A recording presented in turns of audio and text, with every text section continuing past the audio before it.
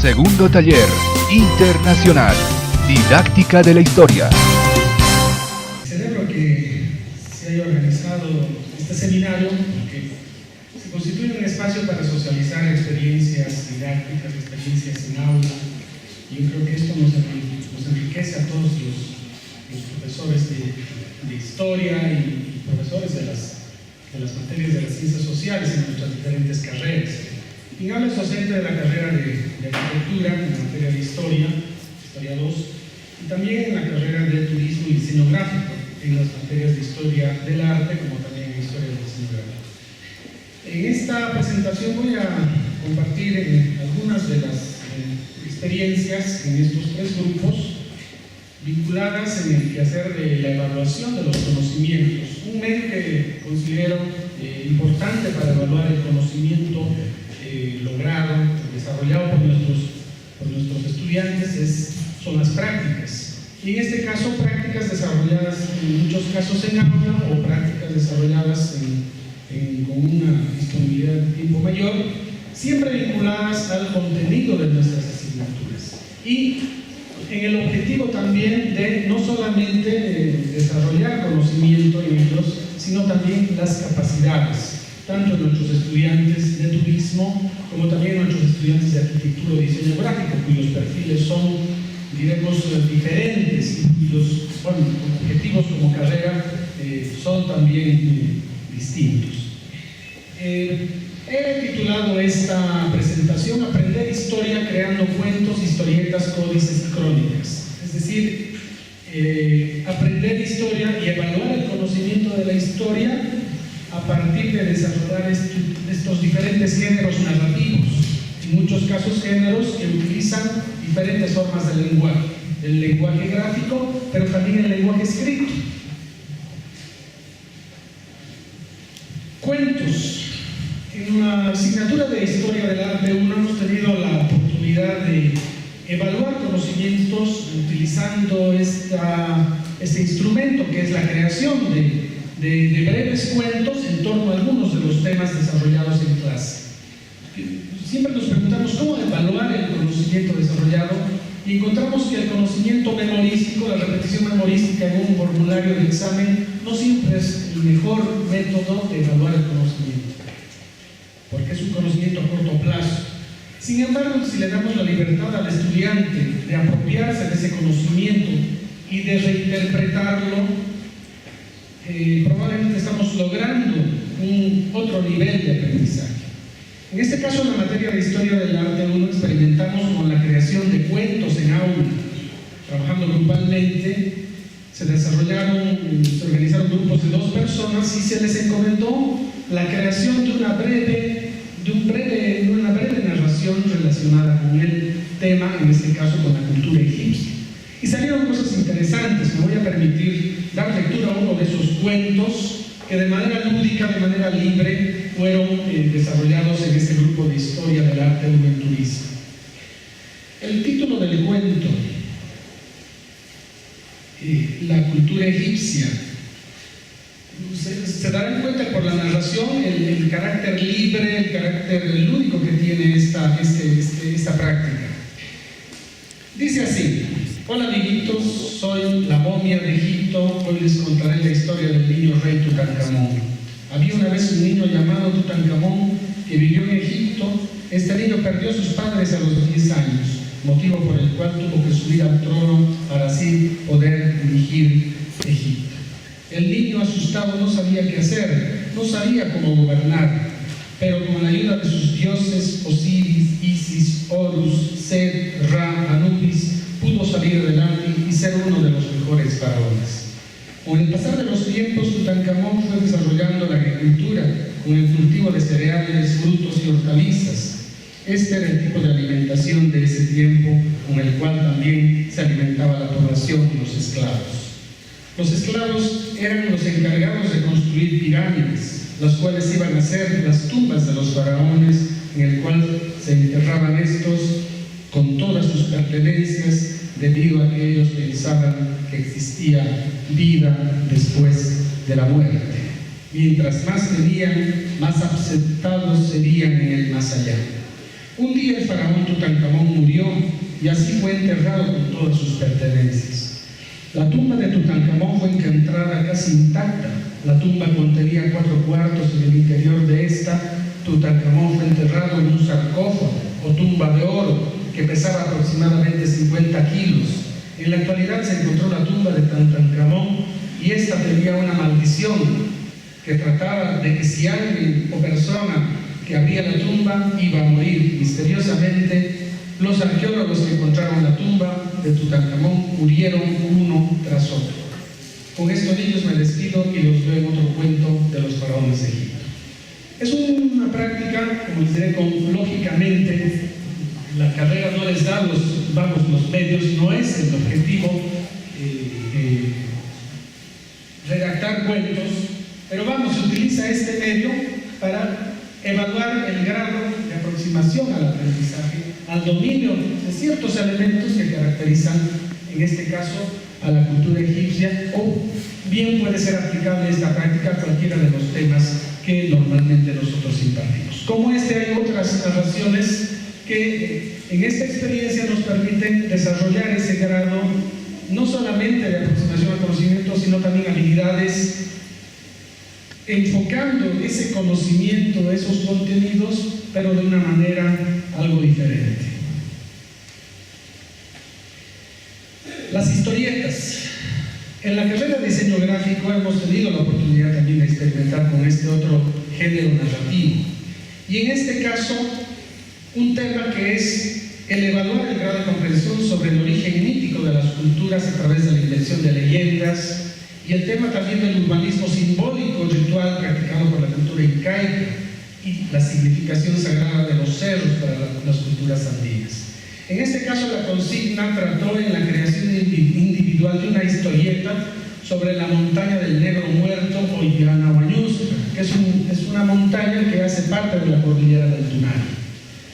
Todos conocemos, o quienes hemos oído o hemos alguna vez oído el relato en la tradición oral del Negro Huayusca, que es este cerro, esta conformación de cerros, que vistas de perfil pareciera asemejarse a un hombre que está yaciente, un hombre echado al costado derecho del Tunari. Observamos el rostro, en la parte izquierda, el rostro, la nariz, el mentón, la quijada, el pecho y la rodilla de este aparente hombre muerto que se encuentra en la cordillera, la silueta.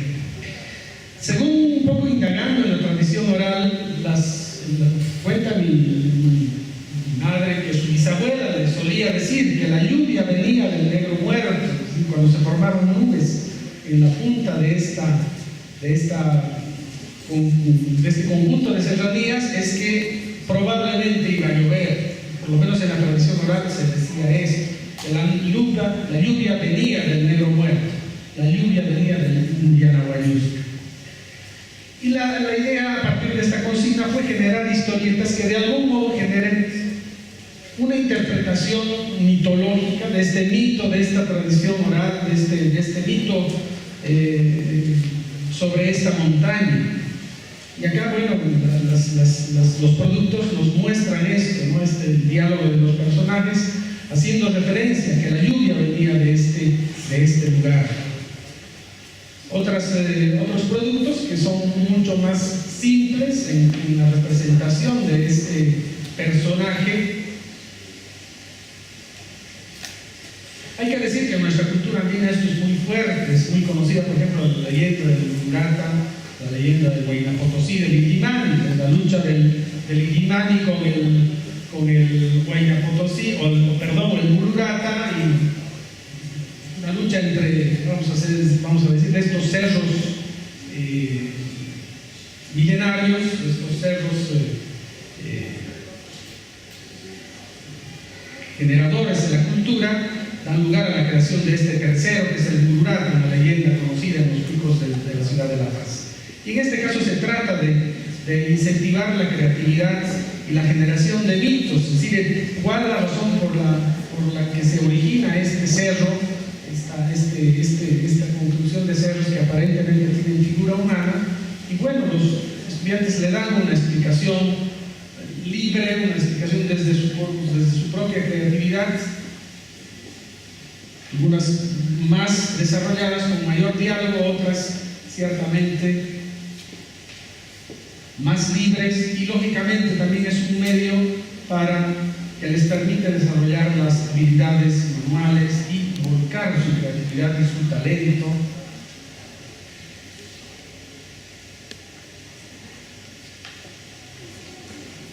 en una forma de recuperar las tradiciones y algo que es muy enraizado en nosotros, la tradición oral a través de las leyendas.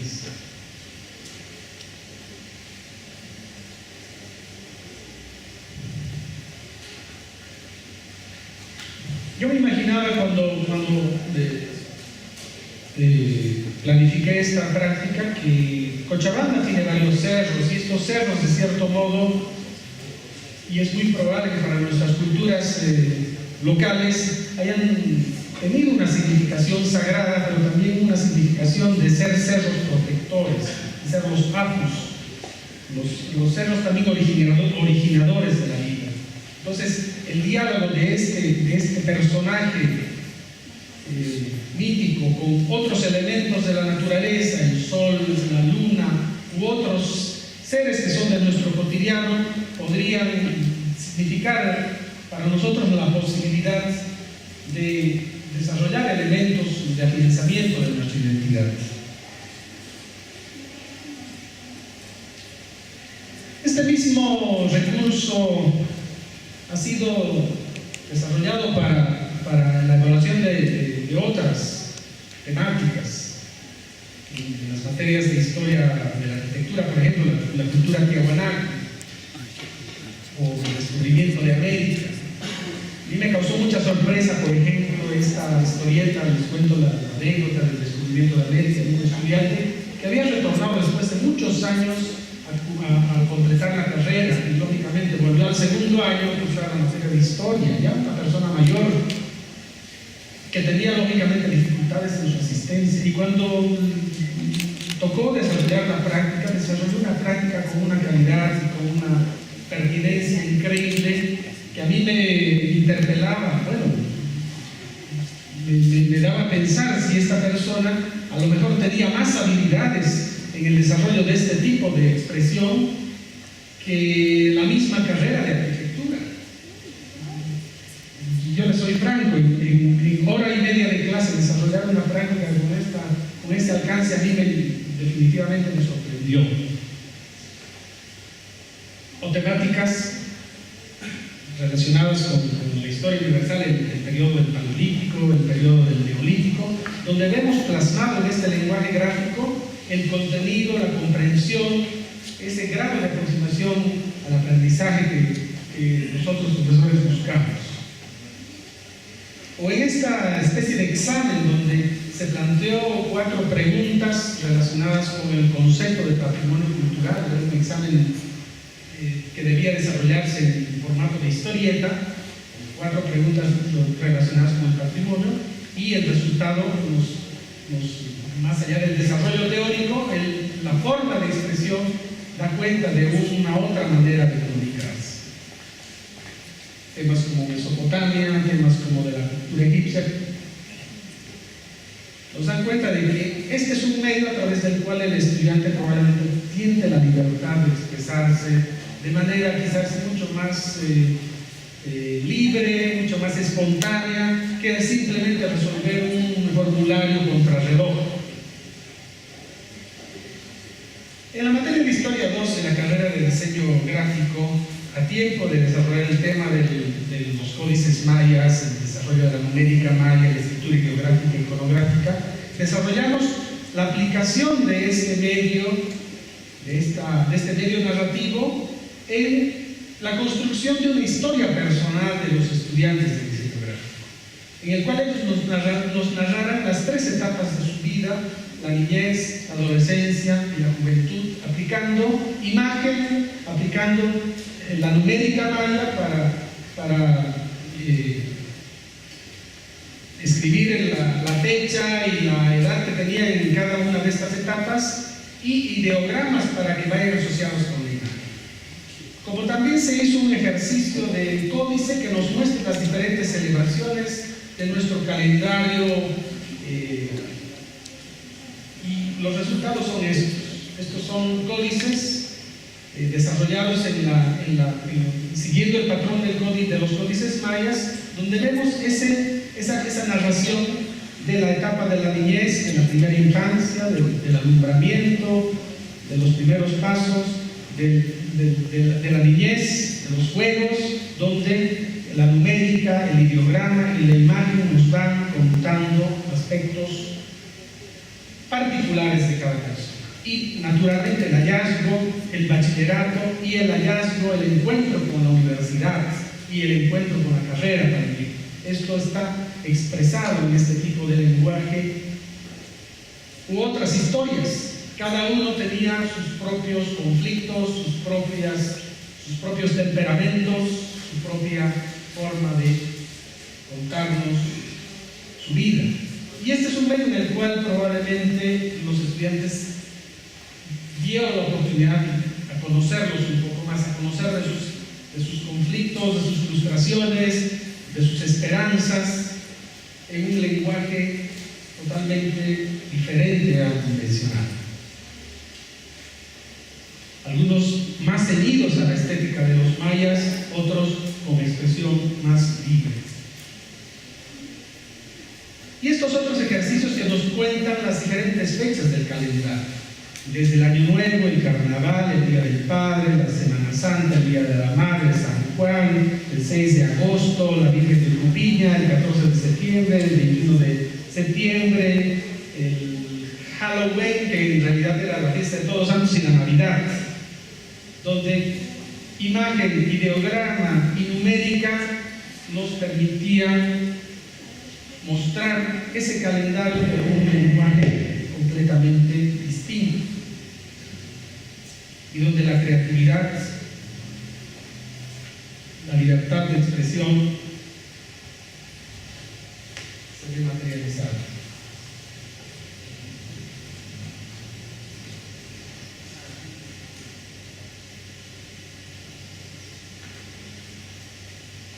Y finalmente la crónica. La crónica como medio narrativo escrito cronológicamente localizado en el periodo colonial, de todos conocidos, las crónicas escritas por Juan de Betanzos, Garcilaso de la Vega y muchos otros cronistas, pero sobresale la crónica dibujada, la crónica, nueva crónica y buen gobierno de Juan Comandaíra, como medio narrativo que utiliza el lenguaje gráfico fundamentalmente. En este caso, como consigna, se les planteó la aplicación de crear individualmente crónicas dibujadas sobre pasajes de la festividad de la Virgen de Cupiña y también que se ilustraran lugares de la ciudad de Cochabamba, en la estética, siguiendo la estética de la nueva crónica y buen gobierno de Guamán Poma. Y el resultado fue sorprendente. La ciudad de Chunecoyo, la entrada folclórica de la Virgen de Cupiña. Uno podría pensar que Guamán Poma participó de alguna de las entradas, y también en la peregrinación al Cerro de Coto. La imagen que el imaginario nuestro representa la ciudad de Cochabamba, en este caso el sol, el Cerro de San Pedro, el Teleférico, el Cristo, que son íconos representativos de esta identidad urbana, la cancha, para la difusión de la producción, no solamente creativa de artistas nuevos, de artistas jóvenes, sino también la producción académica, en este caso la producción general en nuestras aulas. Así que en un número presentado en el mes de junio se han recuperado algunas de estas viñetas, algunas de estas crónicas del presente, como la entrada de la Virgen de Cupiña o este fragmento de una crónica sobre la Plaza 14 de septiembre que nos muestra la columna de los héroes, el espacio de los activistas, que de cierta manera reflejan la realidad actual y nuestra nuestro vivir en democracia. De esa manera que este órgano nos permite y está abierto en realidad a toda a la comunidad facultativa para la difusión de la producción académica. Como conclusiones generales de estas prácticas desarrolladas en el ejercicio de evaluar el grado de conocimiento, la aproximación al aprendizaje, creemos que se ha logrado motivar la creatividad, la capacidad de imaginar y hacer ficción con realidades presentes y pasadas. Hemos podido desarrollar la capacidad de síntesis, que es algo no siempre fácil, y también desarrollar nuevas formas de comunicar y narrar.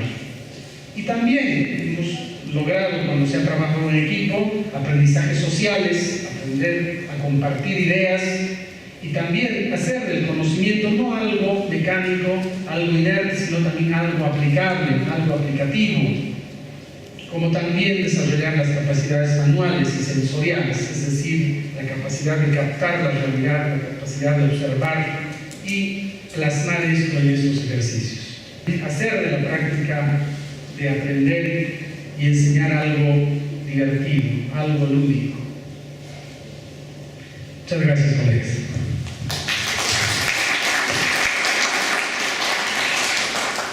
Quien se atreva a enseñar nunca debe dejar de aprender.